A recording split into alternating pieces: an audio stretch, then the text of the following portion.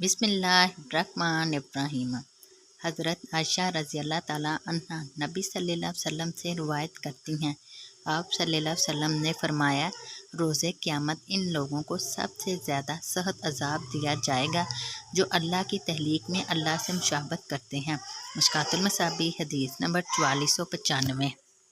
हज़रत अबू हुरैरा रज़ी अल्लाह ताला अन्हु बयान करते हैं, मैंने रसूल अल्लाह सल्लल्लाहु अलैहि वसल्लम को फरमाते हुए सुना, अल्लाह ताला फरमाता है, इससे बढ़कर कौन जालिम हो सकता है जो मेरी तरह की तहलीक करने लगता है। इन्हें चाहिए कि वो एक ज़रा या एक दाना या एक जू तो पैदा करें। मिशकातुल मसाबी हदीस नंबर 4496। हज़रत अब्दुल्ला बिन मसूद रज़ी अल्लाह ताला अन्हु बयान करते हैं, मैंने रसूल अल्लाह सल्लल्लाहु अलैहि वसल्लम को फरमाते हुए सुना, अल्लाह के यहाँ मुसव्वरों को सबसे ज़्यादा सख्त अज़ाब दिया जाएगा। मिशकातुल मसाबी हदीस नंबर 4497। हज़रत अबू हुरैरा रज़ी अल्लाह ताला अन्हु से रिवायत है कि रसूल अल्लाह सल्लल्लाहु अलैहि वसल्लम ने फरमाया, जिस शख्स के बाल हों वह इन्हें संवार कर रखे। मिशकातुल मसाबी हदीस नंबर 4450।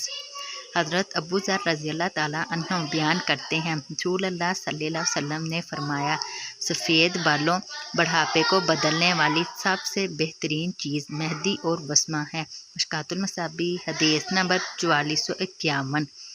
हज़रत माज़ बिन अनस रज़ी अल्लाह ताला अन्हु से रिवायत है कि रसूल अल्लाह सल्लल्लाहु अलैहि वसल्लम ने फरमाया, जो शख्स खाना खाकर ये दुआ पढ़ता है, तर्जमा, हर किस्म की हम्द अल्लाह के लिए है जिसने मुझे ये खाना खिलाया और मेरे तसर्रुफ़ व क़ुव्वत के बगैर इसे मुझे अता फरमाया, इसके साबिक़ा गुनाह माफ़ कर दिए जाते हैं।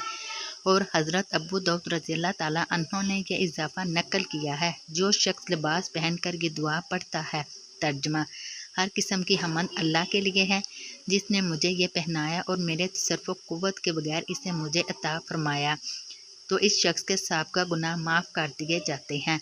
मिशकातुल मसाबी हदीस नंबर 4343।